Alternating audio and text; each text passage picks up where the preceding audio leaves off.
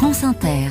L'histoire du monde, à 7h moins le quart. Anthony Bélanger, votre histoire nous conduit aux États-Unis. Donald Trump n'a toujours pas choisi son colistier en vue de la présidentielle de novembre. Or, à un moment ou à un autre, le plus tard possible, selon les usages politiques états-uniens, il faudra pourtant que Donald Trump fasse un choix et l'annonce au grand public. Évidemment, les candidats potentiels se battent déjà dans les coulisses. C'est d'ailleurs assez étonnant qu'il y en ait des candidats, vu la façon dont a été traité Mike Pence, qui était le vice-président de Donald Trump de 2016 à 2020. Pendant la quasi-totalité de son mandat, le Donald l'a systématiquement ignoré, voire humilié. Puis c'est venu le 6 janvier 2021, jour où la foule exaltée a envahi le Capitole pour le forcer à interrompre le processus d'investiture de Joe Biden. C'est au vice-président, en effet, qu'il revient de certifier le résultat de l'élection. Depuis, Mike Pence vit protégé pour les républicains rangés derrière Donald Trump, mais aussi une partie de l'électorat radicalisé. Il est devenu la figure du traître, alors qu'il n'a fait que préserver, protéger et défendre la Constitution selon le serment prêté 4 années plus tôt. Et malgré tout, il y a donc des candidats à ce poste. Il y en a beaucoup, et c'est d'ailleurs ce qui divertit le plus Donald Trump.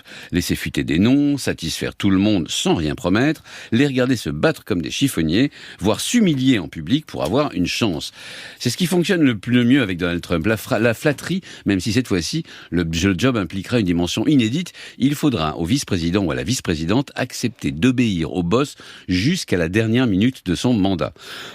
Pardon. Alors qu'en 2016, il avait eu besoin de l'ultra-conservateur Mike Pence pour apaiser l'électorat évangélique. Cette fois-ci, il y aura plutôt recours à une femme pour contrecarrer les démocrates sur la question de l'avortement, ou à un noir pour séduire même à la marge la communauté afro-américaine. Et est-ce qu'il pourrait proposer Nikki Haley, sa dernière adversaire dans la course à l'investiture républicaine ? Alors, c'est vrai que Donald Trump la connaît bien, c'est lui qui l'avait nommée ambassadrice des États-Unis à l'ONU, où elle a scrupuleusement suivi ses instructions et défendu bec et ongle sa politique étrangère, pourtant souvent erratique. Sauf qu'aujourd'hui, elle se présente contre lui et que Donald Trump, ne supporte pas qu'on le défie et encore moins une femme. De plus, elle refuse de lâcher prise et ne cesse d'évoquer l'avancée de Donald Trump en campagne. Enfin, elle défend l'intervention des États-Unis en Ukraine, ce qui est un anathème pour les républicains qui rêvent d'un repli des États-Unis sur eux-mêmes. Or, il